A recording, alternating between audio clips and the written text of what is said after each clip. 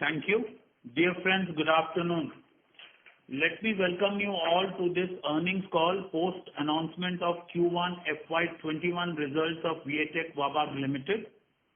Mr. Sandeep Agarwal, our Group CFO, joins me today for this earnings call. We hope you all had a chance to go through the results update. To start, let me wish you all the best of health during this COVID-19 pandemic. Let us all hope that we return soon to normal times and carry the lessons learned during this pandemic into our daily lives to be stronger and healthier. COVID-19 pandemic, as you all know, continues to have an adverse effect on the economic and health impact globally. And the governments all over have been battling to bring this pandemic under control. As mentioned during our year-end earning call, Wabag is very proud to have contributed in ensuring of water security during this pandemic times by making sure that our O&M sites are operated as normal. My sincere thanks goes to all our direct and indirect employees and all the stakeholders, including our customers, suppliers and the bankers, for their continued support in this difficult time. The first quarter of this year was overshadowed by nationwide lockdown in India for most part of the quarter and lockdown in some of the other countries where we operate. Engineering and procurement activities continued to operate during the lockdown with our employees working from home. Progress on manufacturing at our suppliers' location was dependent on respective countries' restrictions. The pace of procurement activities are picking up now and we expect to return to normalcy very soon. Activities at some of our EPC sites continued to operate as per the local directives. The site activities are also gradually resuming pace as the workforce is being ramped up at the project sites with progressive relaxation of COVID lockdowns. We have implemented best practices on health and safety at all our sites in line with the government directives and customers' advisories. We will continue to monitor the development and provide necessary updates regularly. I'm very happy to note that even during this tough economic conditions, we have achieved an order intake of over rupees 440 crores in Q1. With a major repeat order of $48 million in Kingdom of Saudi Arabia, where we will design and build the 300 MLD independent sewage treatment plant at Jeddah Airport. The plant will be built by Wabag with the state-of-art Nereda technology for the first time in the region, a sustainable and cost-effective technology. This order further cements our growing presence in Middle East region, where we now have around 15% of our order backlog under execution. Our order book position remains extremely strong at over 3 times annual revenue with a healthy mix of multilateral funded projects from marquee customers with innovative solutions. Our O&M backlog at over 30% of the total order backlog is in line with our strategy of getting to 25% of overall revenue from O&M in the near future. It gives me immense pride to inform you that our 45 MLD tertiary treatment reverse osmosis TTRO plant at Coimbatore, Chennai recently bagged the Distinction Award under the category of Wastewater Project of the Year at the Global Water Awards 2020. This plant uses multi-stage treatment schemes and is the first reuse facility in India to use ozonation for disinfection. Plant will help to free up approximately 16 million meter cube of fresh water each year and also helps Chennai to become the first Indian city to reuse more than 20% of its treated wastewater. Following up on our commitment to focus on liquidity, our net debt position continues to remain flat from March 2020 at around rupees 180 crores despite a tough quarter on cash flow due to COVID-19. I'm extremely pleased to inform you that as a significant development during the quarter, we have completed our defects liability period and fully handed over the Al Gubra 191 MLD desalination plant, which was executed through our joint venture entity in Oman, and all our guarantees have been returned. This project continues to provide us with one of our best technology references in the desalination segment. As a company with technology focus, it is important that we focus on our core strategy of being asset light, growing profitably and executing projects where we add value. In line with this, I would like to leave the investors, analysts and all the stakeholders with a few thoughts on our core business. In the past few years, you have seen that the impact of Genco, which we considered as a non-core business on our profitability and financial position, has taken the focus away from the fact that the core business has been growing strongly. I repeat, the core business has been growing strongly. I would like to put some key parameters which will demonstrate the above. For FY 19-20, while our reported EBITDA was at 8.9%, the EBITDA of the core business was 11.5%. This shows that we are more in the 10 to 11% range of EBITDA and not in the sub 10% range. Also, you would have seen that reported working capital was at 130 days, but the core business operates at 78 days only, which is much better than many organizations in this EPC sector. Lastly, if we see the return on capital employed with the reported numbers, it stands at 12.5%. But core business is delivering 24.3%, which is a true reflection of our strategy to remain asset light. You will also see in our results update presentation, we have included detailed information on this aspect.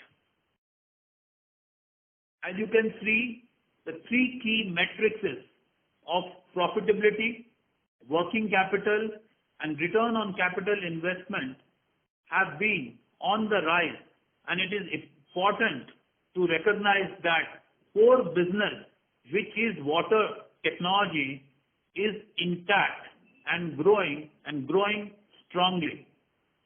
With this positive note, I now would request Sandeep to take you through the financial highlights.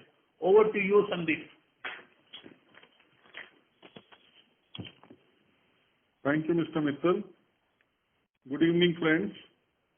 Trust you had an opportunity to look at the results update presentation as circulated and uploaded on our website. Now let me quickly take you through the key financial highlights for the quarter ended 30th June 2020. Our revenue from operations for the quarter stood at 431 crores on a consolidated basis and 282 crore on standalone basis. Our revenue for the same quarter previous year were rupees 457 crores and 324 crores respectively. The O&M revenue has increased by 20% year-over-year, with key contribution from One City One Operator project. The growth in EPC revenue was deferred due to slower progress amidst the lockdown restrictions. EBITDA for the quarter stood at 29 crore on consolidated basis and rupees 24 crores on a standalone basis. Now, our net interest cost, this has reduced by 26% on consolidated basis and 17% on standalone basis because of our continued efforts on cash management and debt reduction.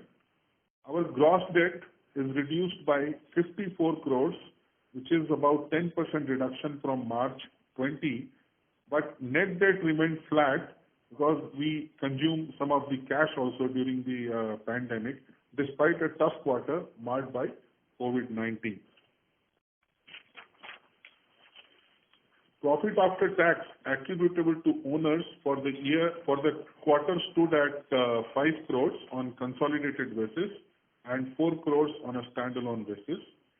We will continue our strategy to wait and watch approach regarding the guidance for FY21, and we will give an update when there is a reasonable stability and visibility. Going forward, we expect hygiene and sanitation to be one of more focused and be one of the first few sectors to receive increased government spending and revive in the forthcoming quarter. We are monitoring the evolving situation and we will update as the year progresses. We continue to work close with our bankers and are thankful for their continued support throughout the quarter. With this, we open the floor for question answers. Thank you very much. We will now begin the question and answer session. Anyone who wishes to ask questions may press star and 1 on the touchtone telephone. If you wish to remove yourself from the question queue, you may press star and 2. Participants are requested to use handsets while asking questions. Also, before we begin, we'd like to inform participants that in order that the management is able to address questions from all participants in the conference, please limit your questions to 2 per participant. Should you have a follow-up question, we request you to rejoin the queue. Ladies and gentlemen, we will wait for a moment while the question queue assembles.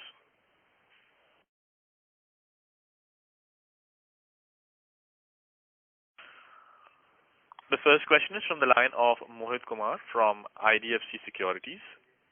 Please go ahead. Good evening, sir, and congratulations on a good set of numbers. So my first question is, sir, of course, you said that you are not giving any guidance as of now, but can you quantitatively or qualitatively, comment on the recovery for Q2 and Q3, and how do you see the financial year with whatever information you have at this point of time? I think your guess will be as good as our guess. The only thing you can take a guidance from our first quarter numbers, that even under the strictest lockdowns, we have been able to post a decent numbers.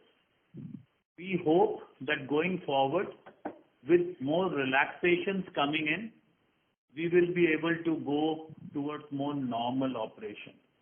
But we also know that it is all going to be very slow and it's going to move slowly.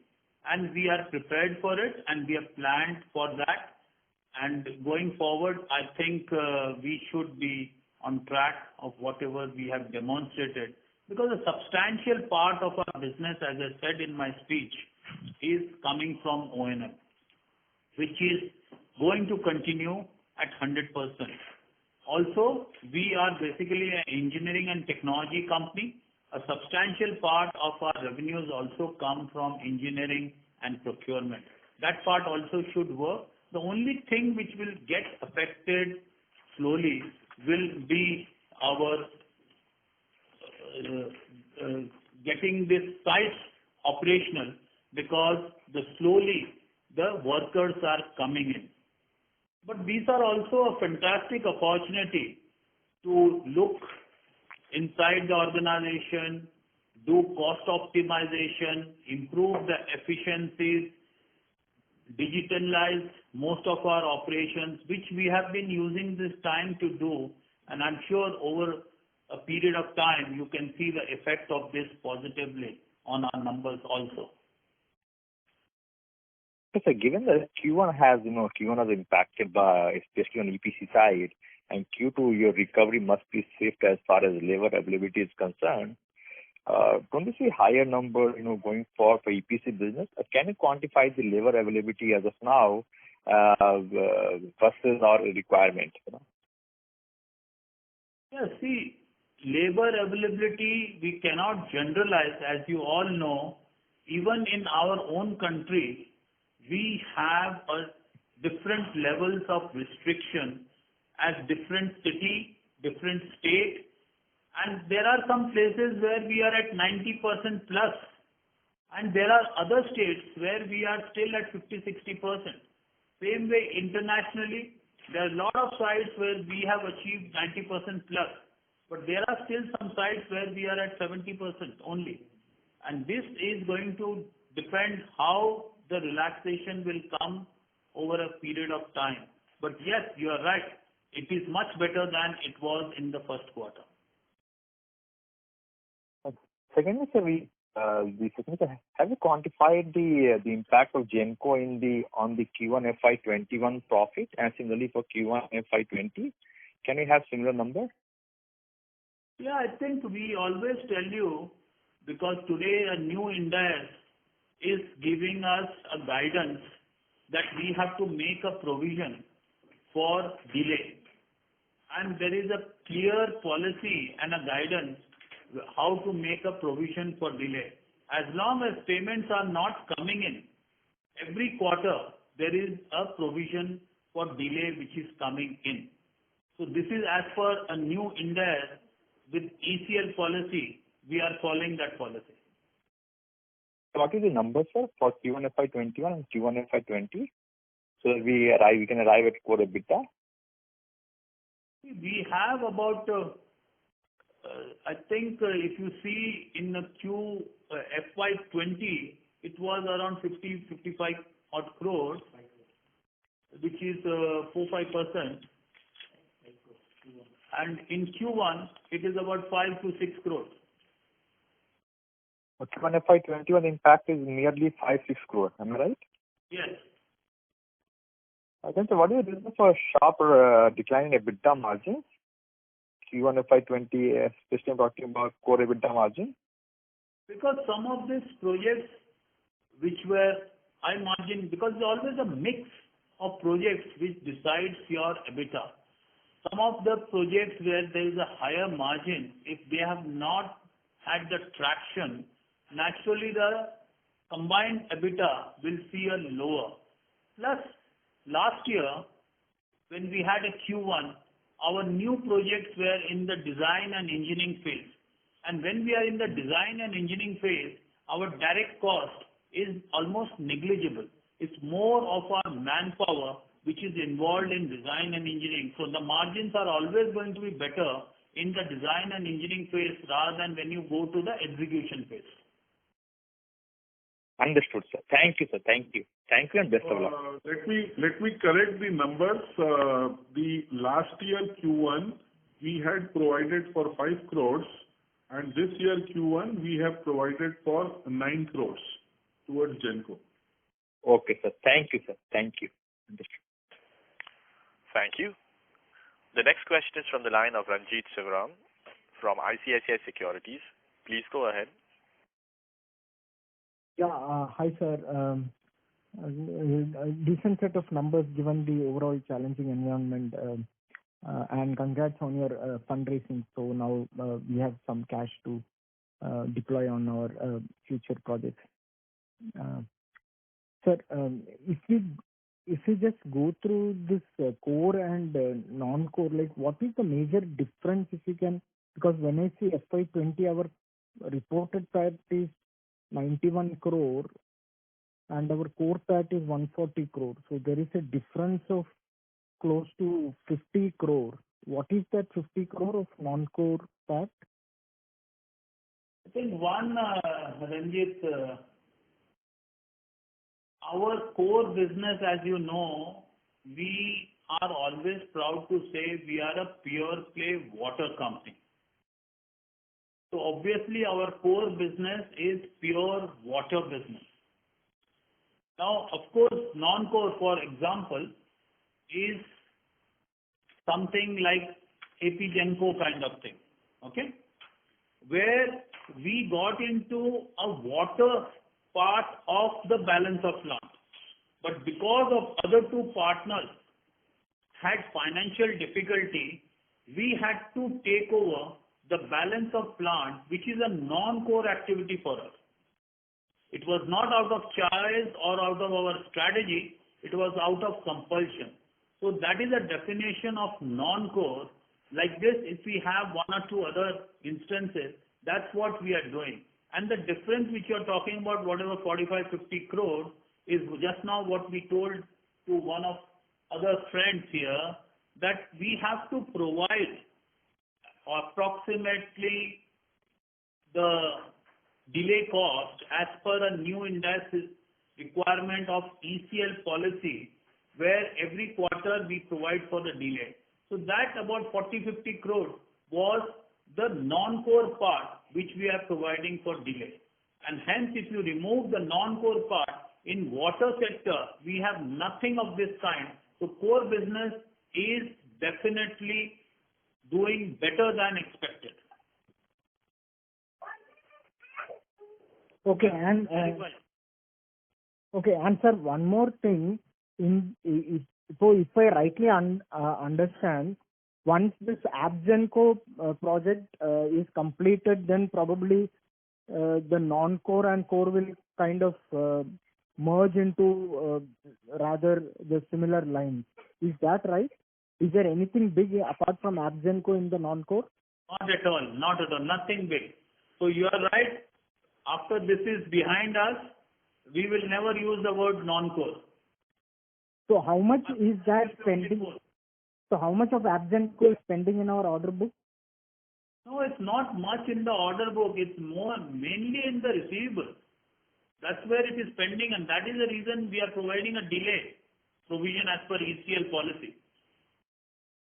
We just have to complete it and collect our retentions, which we have given a separate note in the investors' presentation.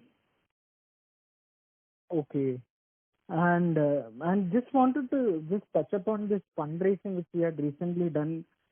The price at which it was done was discount to the prevailing. How do you say it's discount? I'm sure you are all very knowledgeable about the market.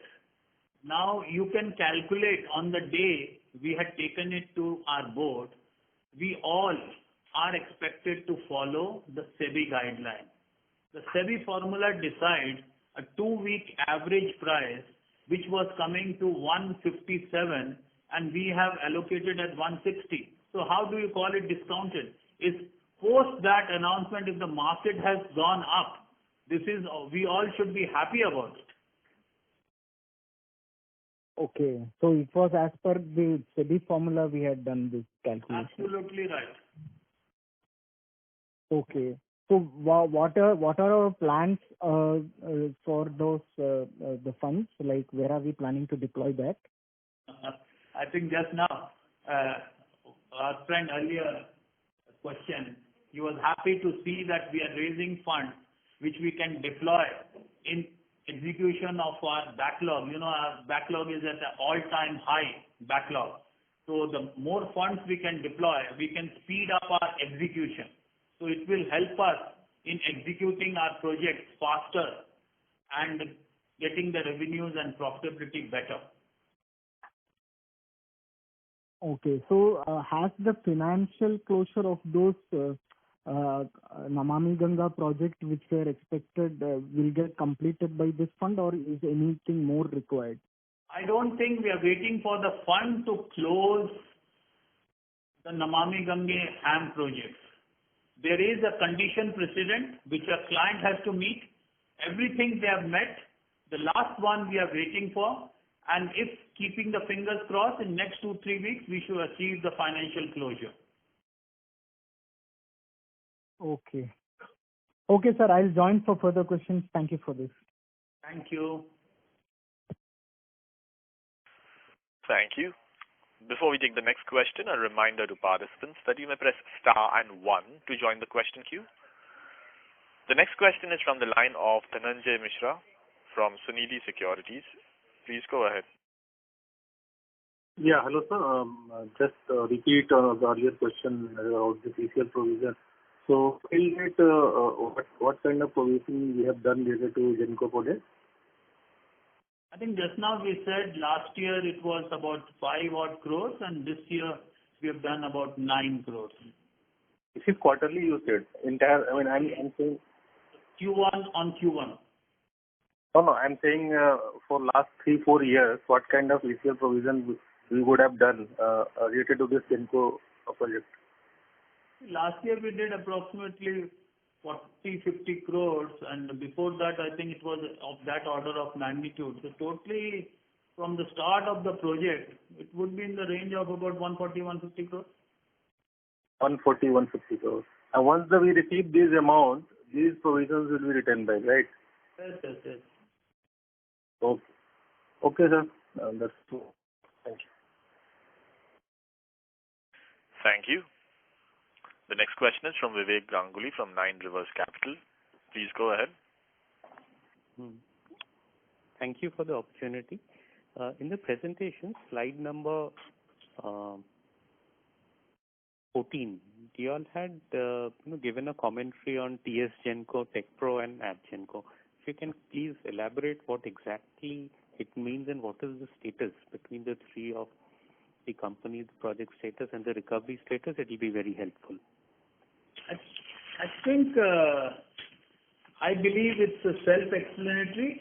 If there is anything specific you have, you let me know, because we have clearly said TS Genco is in Supreme Court, and the first hearing itself, which was the decision was in our favor by staying this initiation by TechPro to start arbitration. The Supreme Court had stayed that request, and they had asked them to submit that. After that it was COVID and there's no physical hearing in Supreme Court. We are very confident when the Supreme Court opens up, this will be quashed. This is number one, 130 odd crores. The other one is TechPro, which is 69.5 crores, which is in the NCLT. Please understand, and I repeat, please understand that this is a bailey, or it's like money in the trust, because TechPro had received the money on our behalf as a consortium partner and they had not paid to us. So this has been confirmed in NCLT by their own statutory auditor that this money is in their books as received but not paid to us. So this will have a precedence over even a financial creditors. So we will be the first one when they start distributing any money, or on liquidation if they start distributing any money, this should come to us first. So this is a fairly good case, and we are also waiting for NCLT to open so the hearing can start. And TS Genco is basically mainly retention money because there is a lot of work to be done. In the last 1 year, we have not got payment, so we have also not done the work. We are expecting from next month, they will give us payment and we will resume the work. We'll finish this peripheral work because you know that we have already finished the work. The plant is in operation, producing power, selling power. So from the power production side, it's there, but there are a lot of other peripheral work which has to be done, which will probably take 8 to 10 months. And after that, we'll get a completion certificate, and then we will receive the first 10% of retention. and 1 year after that, which is a defects liability period, we'll get the balance 10%. So in your debtors, how much of that can we attribute to these three relationships, TS Genco, TechPro, AppGenco? And would that number also be inclusive of any interest penalty that you all would have been liabiling on them? There is, I don't know, I have not understood your question. But so, let's say of 100 rupees, that is, let's say your debtors that is there, how much of that would be attributable to these three entities? You are saying of the total receivable, how much is attributable to AP Genco? AP Genco, TechPro and TS Genco.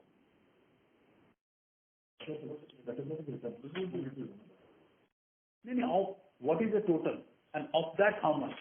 So just what the final number is, and of that, of how much of that would have been principal, and was there also an interest element there? No, there is no interest element. Okay, so what is that number that is attributable? Interest for any delay payment. So about 30%, if you say about 100, 30% will be attributable to Genco projects for these three heads. These about approximately 450 odd crores. Yes, absolutely. Okay. Thank you. Thank you. Thank you. The next question is from VP Rajesh from Banyan Capital. Please go ahead. For the opportunity. Just a follow-up to the previous question. So, if I heard you correctly, you are saying you will get 450 crores back from these three entities, or is it 150 crores, 30% of 450 crores? No, it's 450 crores. The previous question was, how much of these three heads is part of our receivables? Correct. That's what we said is 30% of total receivable is attributable to these three heads.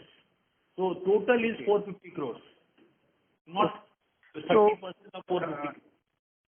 Okay, so you're expecting to receive 450 crores from these three entities, correct? And we have said what is going to be a preceding activity to enable us to receive this. One is at Supreme Court, other is at NCLT, and third one, the client has to pay us for us to resume the work. Right. So, okay. A little bit better as I'm getting on this call after a long time. So you are going to get 450 crores, assuming things work out for you in Supreme Court and in NCLT. And then you still have to finish some work. Is that right? There's more work to be done in the project. The first project, which is in Telangana. The first two heads are related to Telangana, which we have finished completely. Based on NCLT and Supreme Court, if this happens, we have almost 200 crores which we will receive immediately. I see. Okay. And AP Genco, yes, you are right. We have to do some work which will take maybe 8 months, 9 months, something like that. After that, we will be eligible to get a 50% of the retention. And 1 year after that, we'll get the balance 50%.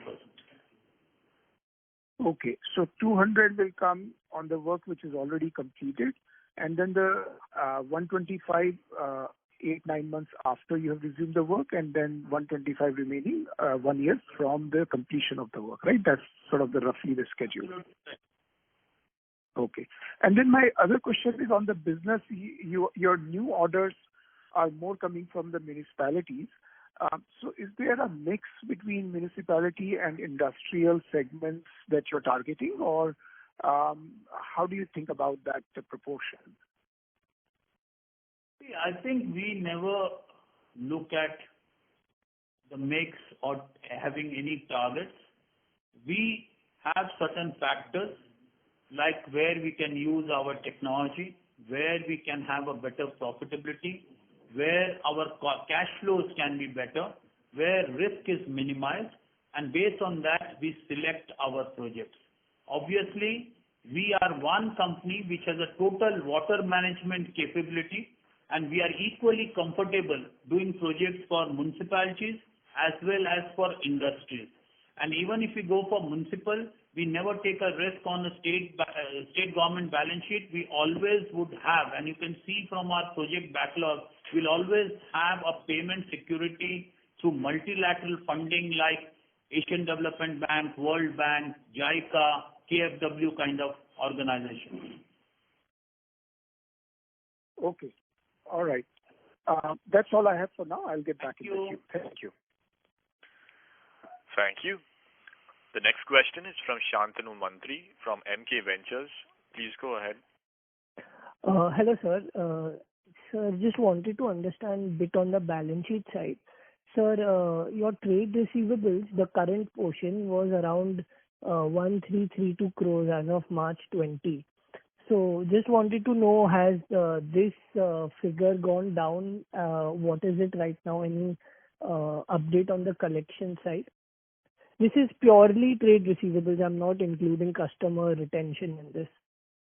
Yeah, so as compared to March, it has come down. March, it was about 1,350 crores. Mm-hmm. In quarter June end, it is about 1,300 crores. So right. It has come down by almost 50 crores, yes. Okay.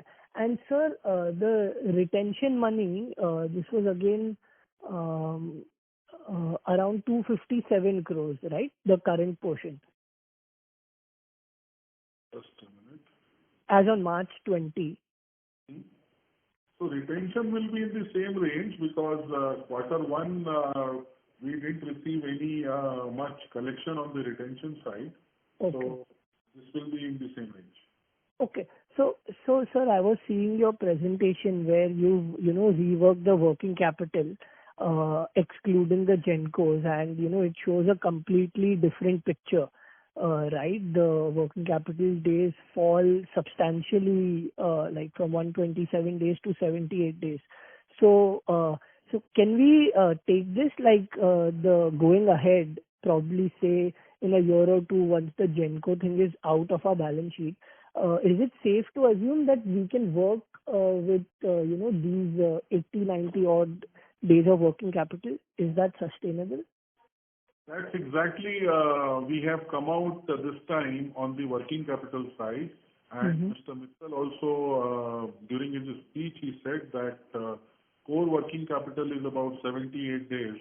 And currently it is overshadowed by the Gencos.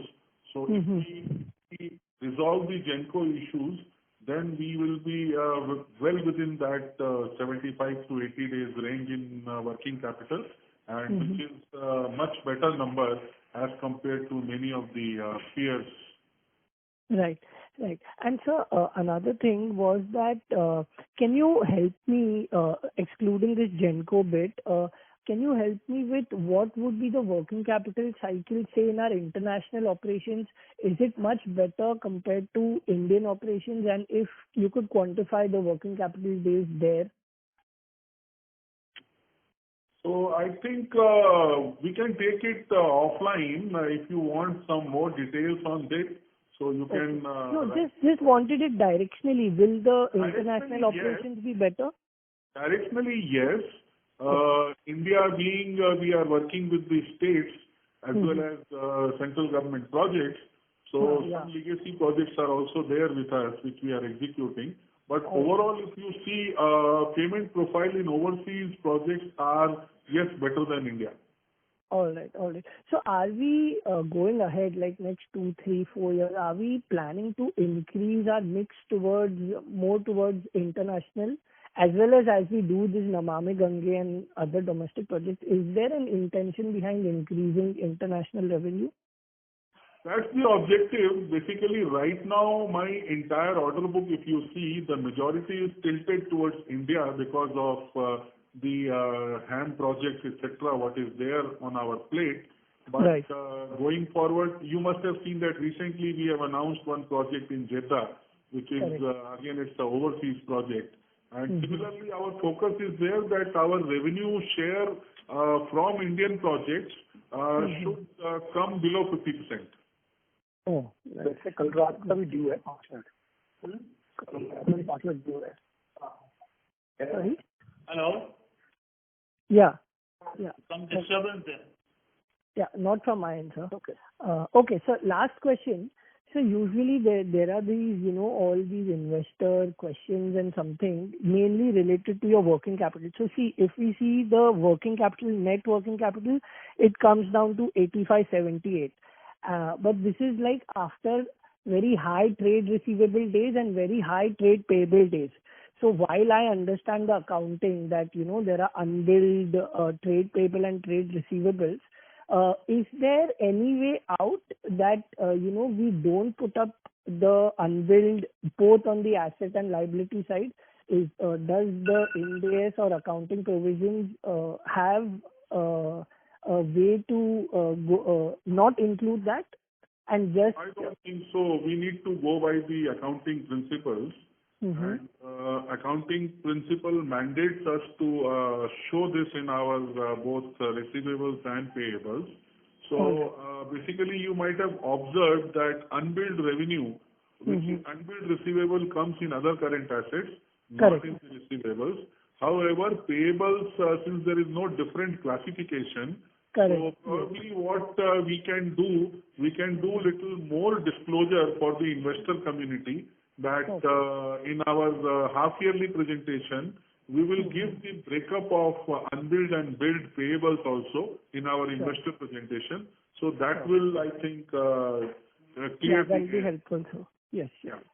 All right, sir. That's it from my side. Thank you. Thank you. The next question is from the line of Sunil Nair from Catalyst. Please go ahead. Hello. Yeah, good evening. Good evening. Yeah, just had a quick question on your core EBIT. It's been hovering around 9%. Now, once, let's assuming all this cleanup goes through, your working capital is in place, where do you see your core EBIT settling? See, as Sunil, as we said in our speech, core EBIT, we have always been targeting more in the 10 to 11% range. And that's how I mentioned, even if I remove the non-core, even the last year, which is 19-20, our core EBITDA comes to 11.5%.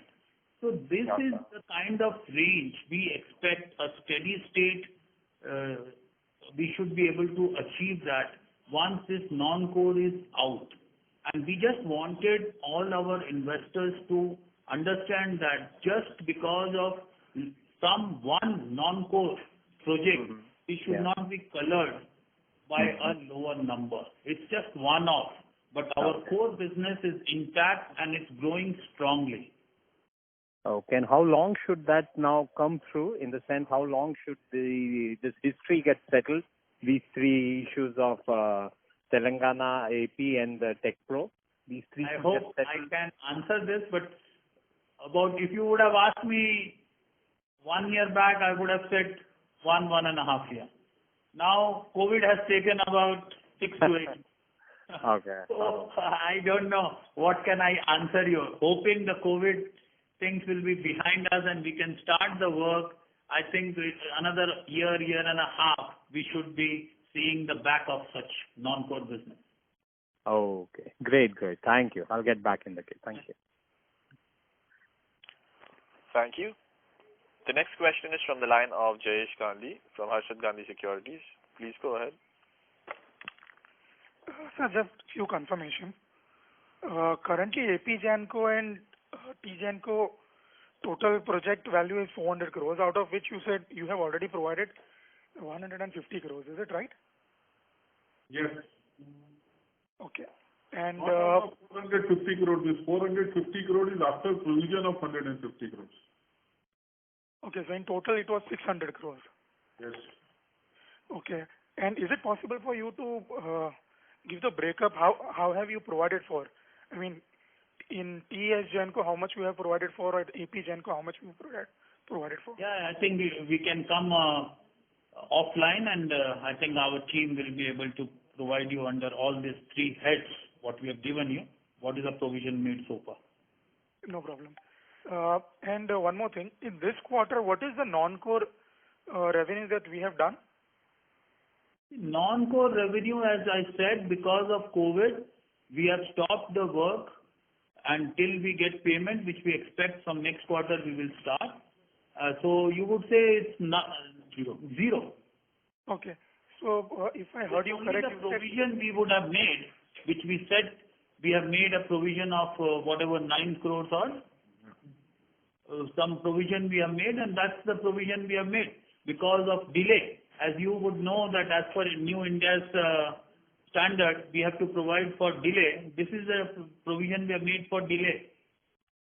correct. And sir, if I heard you correct on the call, you said that AP Genco probably you will start working after say 8 or 9 months, right? No. I said I will start probably from next quarter, which is from say October onwards, and then it will take 8 to 9 months to finish some of the balance work. And then I should get the first tranche of my retention money, and a year after that I'll get the second tranche of my retention money. This is what I said. Okay. And one last question, sir. Okay. Right. Where do you show your provisioning, sir, in the accounting? I mean, is it in the other expenses or? It is in the other expenses, and you would have received our annual report, and you can see very clearly this is in the schedule. It's very clearly demonstrated. Okay. That's it from my side, sir. Best of luck. Thank you. Thank you. Thank you. The next question is from the line of Arunava Chakrabarti, who's an individual investor. Please go ahead. Good afternoon. Afternoon. I've got just two questions. One is for Mr. Agarwal. The 5.6 crore of translation reserves we have shown in this quarter. Yeah. So I just want to know a little bit about that. What is it? It's what you exactly wants to know on this profitability. No. What is the meaning of this translation reserves of 5.6 crore?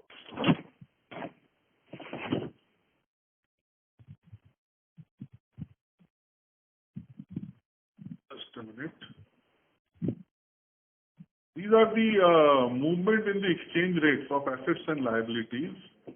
Basically, we have overseas subsidiaries. We consolidated that in our books of accounts. So that movement during the quarter is kept under the translation reserve. And okay. Okay. Basically, the forex rate, exchange rate difference. Correct. Okay. Thank you. And secondly, Mr. Mittal as well as Mr.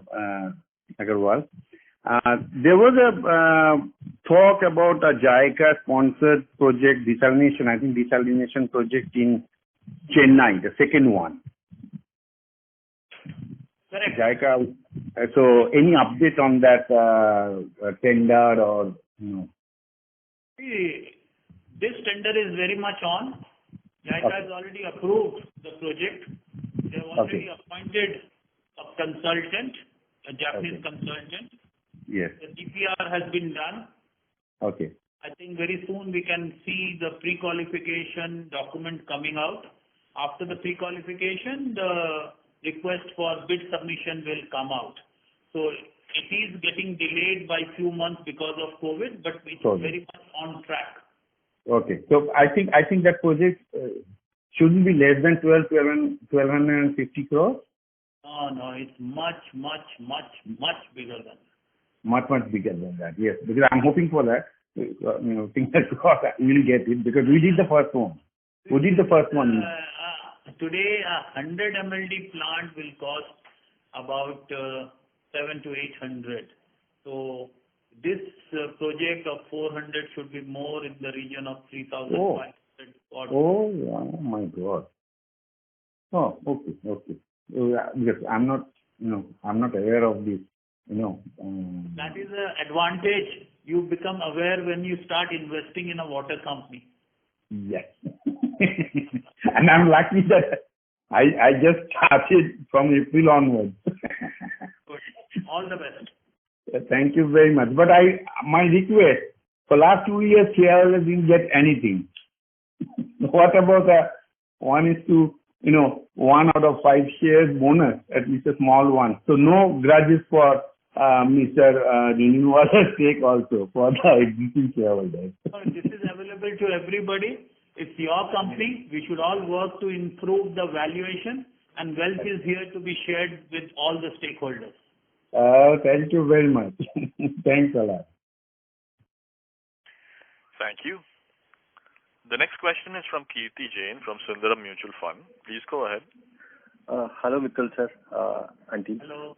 Hi, sir. Sir, my question is with regard to our opening remarks. You had highlighted that our O&M business, high margin business, will go to 25% in the near future.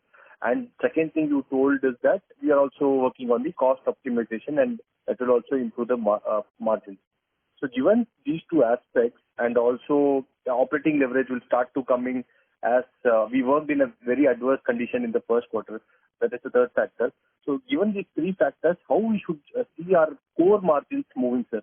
Can we expect to touch 15% in, say, 1.5 years? This is over-ambitious, Kirti. But I think you can do, sir. If you all believe as investors, then we will have to at least endeavor to do that. But it's also our duty not to set your expectation, which at the moment we believe is very much on the higher side. I think we have just demonstrated that even last year, which was a tough year for the company, we have achieved a core EBITDA of 11.5%. Going forward, as you expect, we also expect, and we are working on it, and my core team is also working on it to see how we can improve the margins and optimize the cost.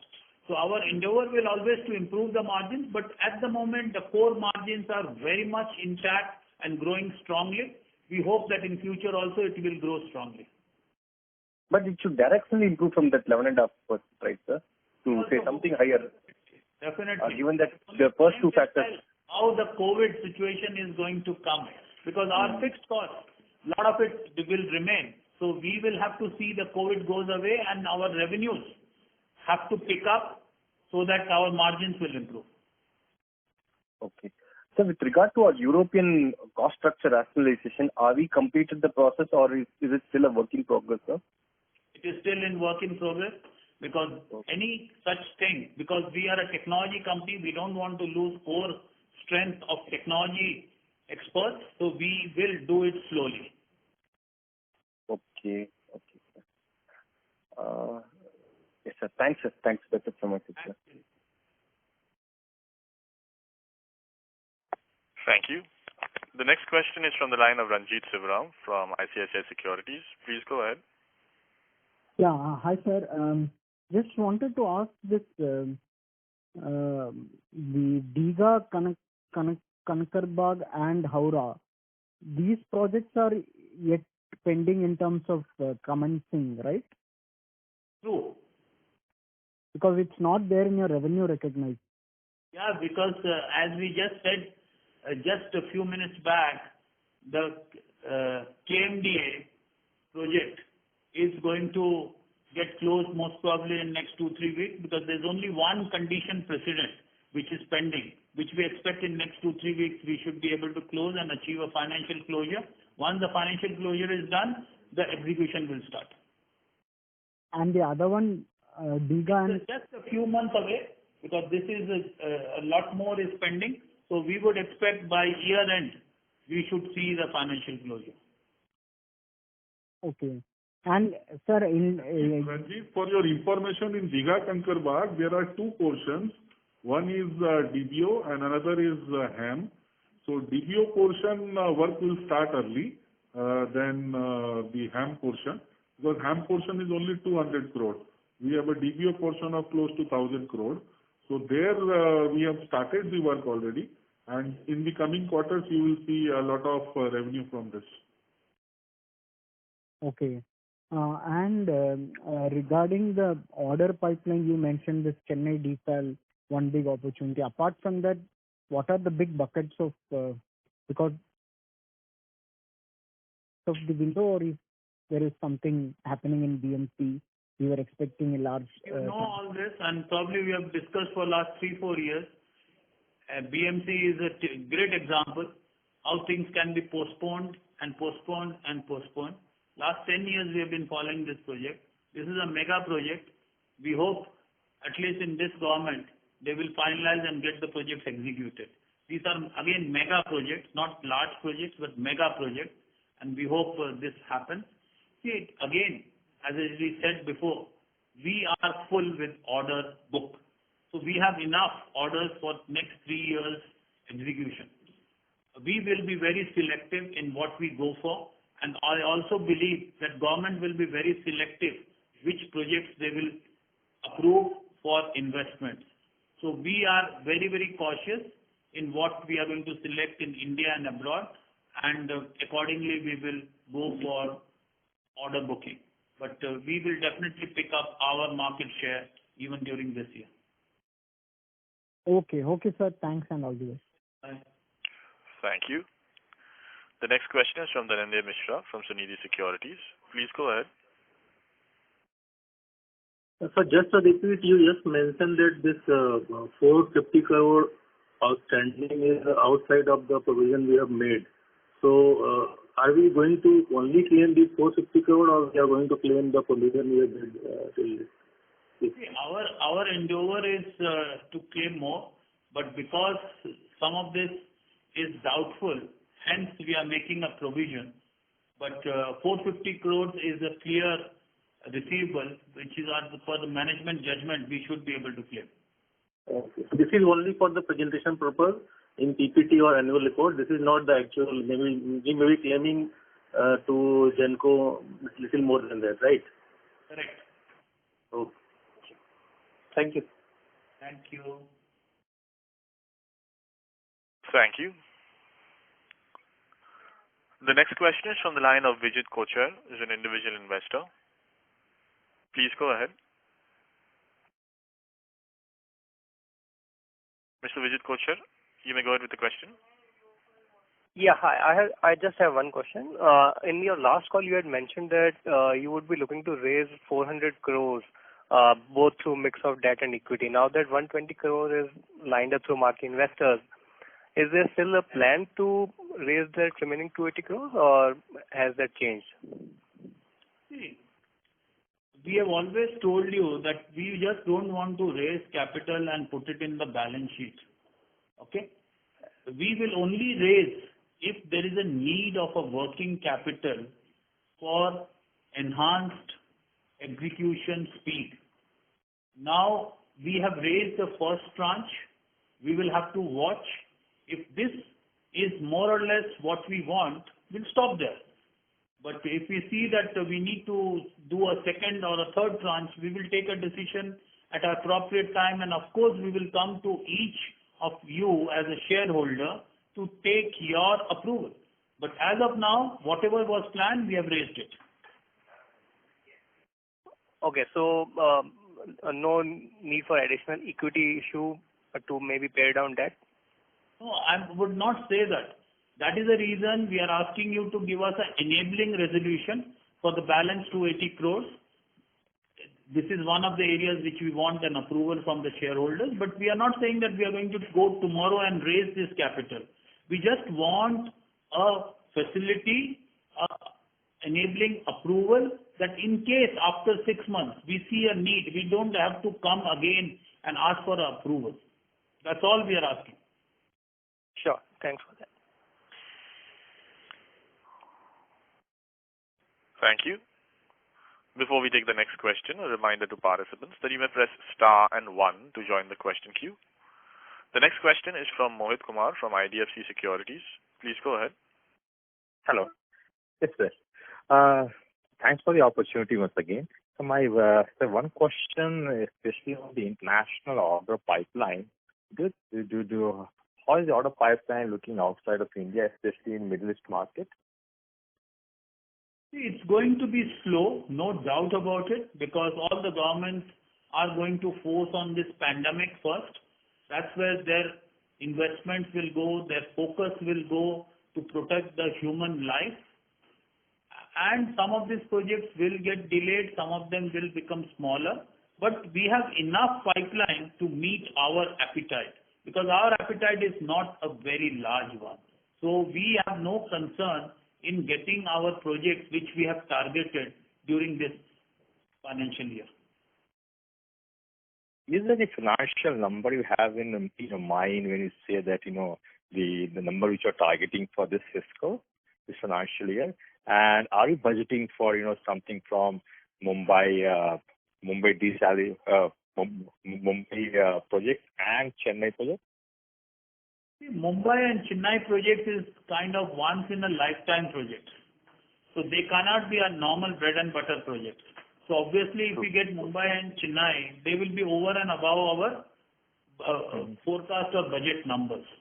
But our budget numbers, what we want to make sure that our backlog or the order book remains intact. At least what we execute, we would like to get new orders to that extent. That is our aim. During this pandemic year, we don't want to go very aggressive, but we also don't want to reduce our order book. And the size of the Mumbai project will be around 15,000 crore, am I right? If you are taking all the projects put together, maybe. Yes, all the projects put together. All of something around 3,000 to 4,000 crores. Okay, I'm putting all 7 projects put together. Yeah, it will be more than 15,000. Anything between 15 to 20,000 crores. Oh, that's a very high number. Okay, sir. Thank you, sir. Thank you. Thank you. Thank you very much.